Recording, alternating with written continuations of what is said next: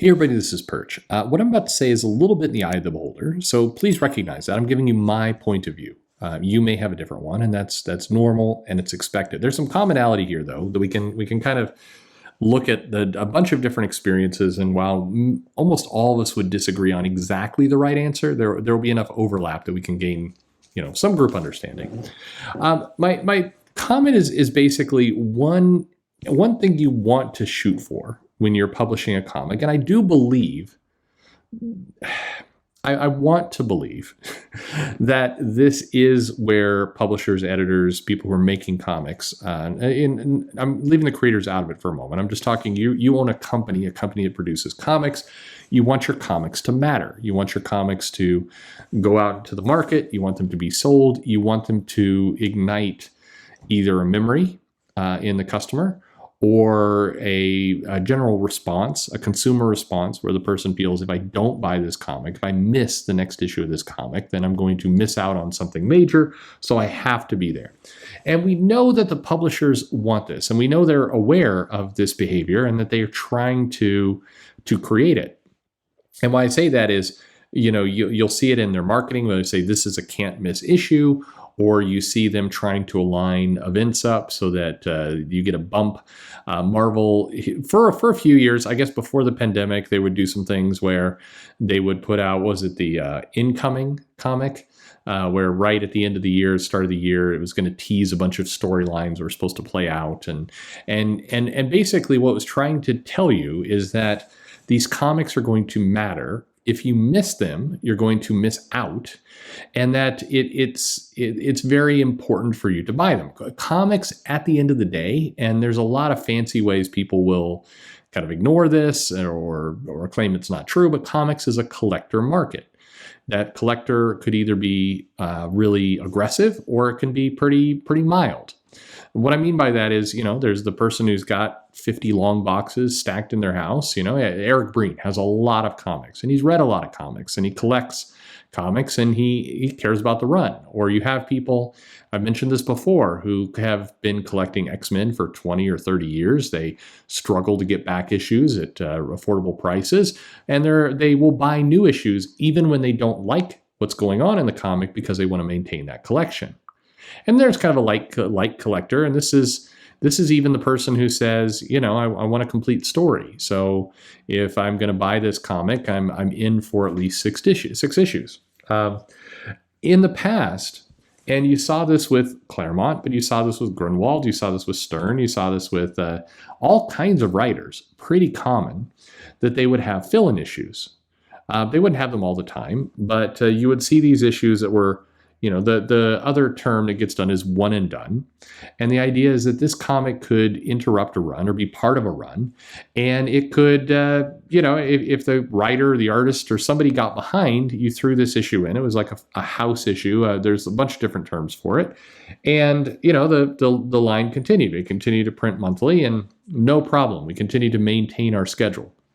When it was a newsstand, this was really important, because a lot of the receivers at the newsstand, the grocery stores, the convenience stores, the gas stations, whatever it happened to be, they couldn't handle schedule delays. They needed to order it's like a commodity. They needed to order something that was going to ship 12 times a year, on the dot. And so it was very important to maintain that schedule for the business model of the newsstand. When it went to the direct market, it was less important. I think Image and some of the early shipping delays kind of proved to the market that, hey, we could be really late and it'll be okay. It wasn't okay, of course, but it didn't have the same kind of penalties as the newsstand. And that we live in a world now where, look at the X lineup. If you enjoy the X lineup, you can't enjoy the fact that just randomly they skip months. Why are they doing that? Who knows? They're just skipping months every now and then and not putting out a comic. Is this good for anything? Hell no, it's not. But, that's what we've got. But at the end of the day, comics need to matter. And how comics matter is going to differ a little bit, but generally there's either one of two ways that they will matter.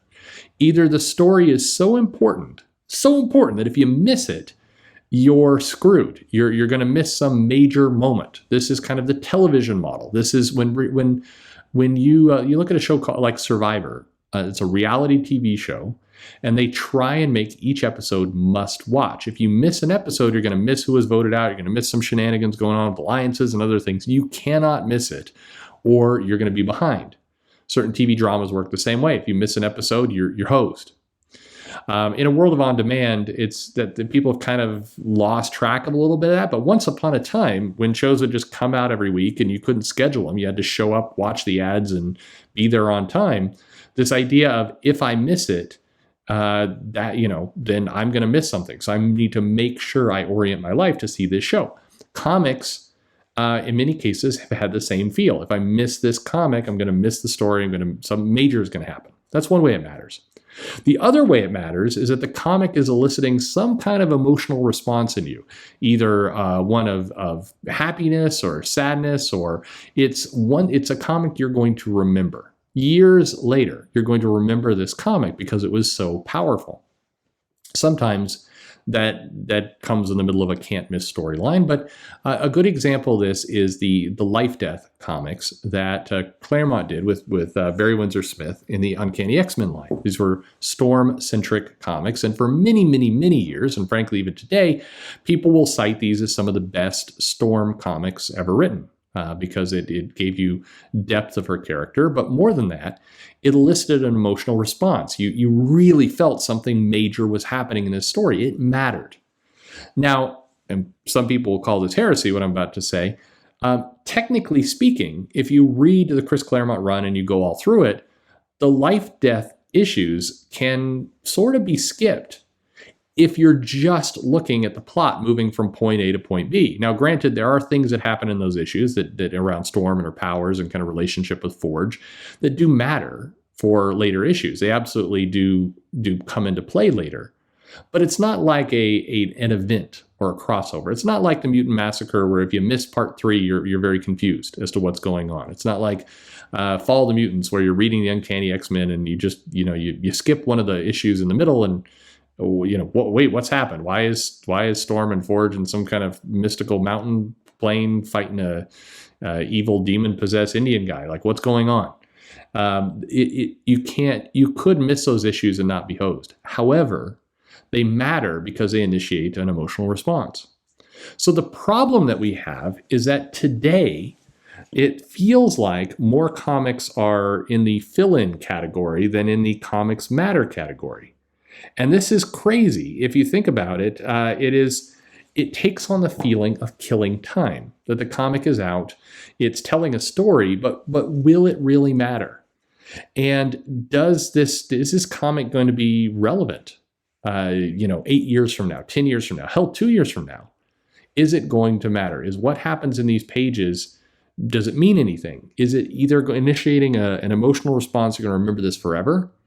Or is it critical to understanding the overall story? The challenge is a lot of comics today fit neither of those categories. And this is a problem because to me, and I know this is not the common definition, I know this is not what most people call it, that is, in many cases, what I call slice of life. You're getting a glimpse into the everyday life of a character. It's as if you had the Uncanny X-Men, you had an entire issue devoted to one of the baseball games. They used to play softball on the mansion grounds. And they were fun moments. They would do this softball game for 3 pages, 4 pages. And the point of those was to take a little breather from whatever was going on. They had one of these softball games right before the Mutant Massacre got started. One of the Morlocks kind of dug up into the baseball field and died, kind of as a way to kind of kick that thing off. But it was designed to be a pause in the story, to give you a breather before we got the action ramped up.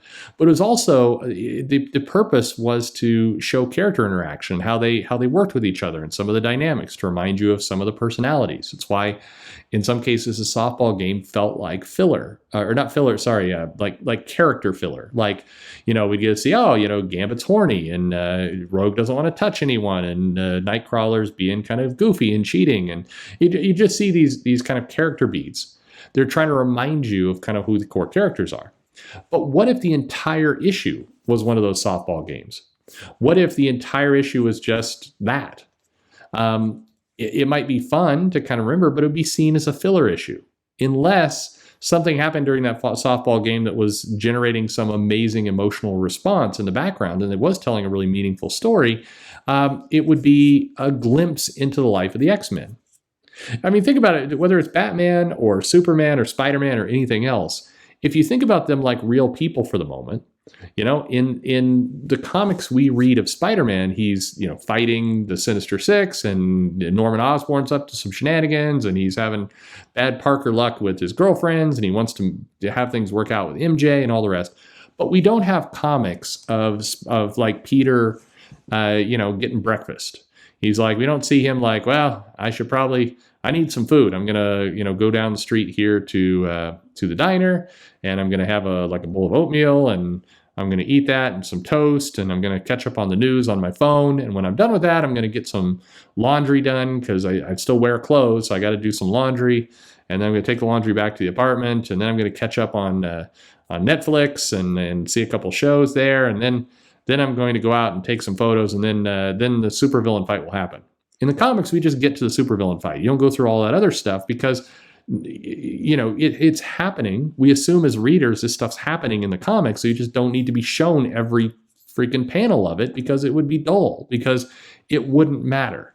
It doesn't matter what Peter Parker eats for breakfast every day. Nobody cares. The challenge is a lot of comics today are being written to answer that question. It's being written to give you those glimpses into his life at the expense of the stuff that matters. So as a result, the comic starts to feel like it doesn't matter. It's fun to do a comic every once in a great while, a fill-in issue of like an average day in Peter Parker's life, where he doesn't actually appear as Spider-Man at any point during the comic, but we're seeing the various trials and tribulations he goes through. Cool. 30 years ago, that would be a comic you might get once every 2, 3, maybe once every 5 years. Today, that's kind of the comic we get every other month. Not with Spider-Man. Nick Spencer's doing a good job of keeping the action going. But my point here is, look at some of the stories, whether it's in the X-Men line, the Batman line, with some stuff, and it cuts across many different writers. There is a lot of treading water type storylines or maybe the hero goes and defeats some very generic villain and wins, and that's it. And I like Ben Percy, just to use an example. I think he's a good guy. I think he writes a good story. I couldn't tell you. I've read every single issue of X-Force. I think I have vague feelings that I kind of like it. It's a fun comic, and they do good things. I couldn't tell you what happened in most of those issues. There's some action. They just did something with Quentin Quire where like the bad guys are taking pieces of him and making villains and all the rest. But what I struggle to think about is, will I need to know this 5 years from now? Will I need to know any of this 5 years from now? Will I need to know any of this 1 year from now? It's hard to say. When Hickman did the Granny Gardner's storyline early on in X-Men, I think that was issue number 3. Does it matter?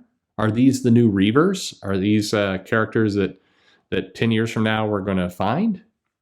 You look at a title like Invincible, which of course has the show, and I recently went back and read it. What strikes me is that there weren't wasted issues. Even when the comic was showing, the characters on a foreign planet shopping and trying to figure out their environment, even if it was a quote unquote slice of life, breather type comic, it still mattered. The things in that comic were either driving his relationship with Mark's relationship with Adam Eve forward, or his relationship with his daughter, or setting up for a gut punch when we get a time skip and his daughter's age. There could be a lot of reasons why they're doing this, but it all mattered. There weren't comics in there that weren't useful.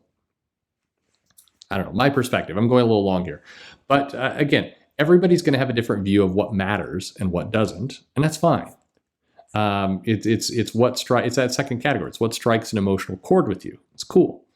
The premise I'm having, though, is that many comics today feel like killing time comics. It feels like we're just kind of killing time. We're just kind of letting some time. We're running out the clock for what? We're not sure, but we're just putting out some comics, and we're just killing. We're fulfilling the terms of our contract. Comics.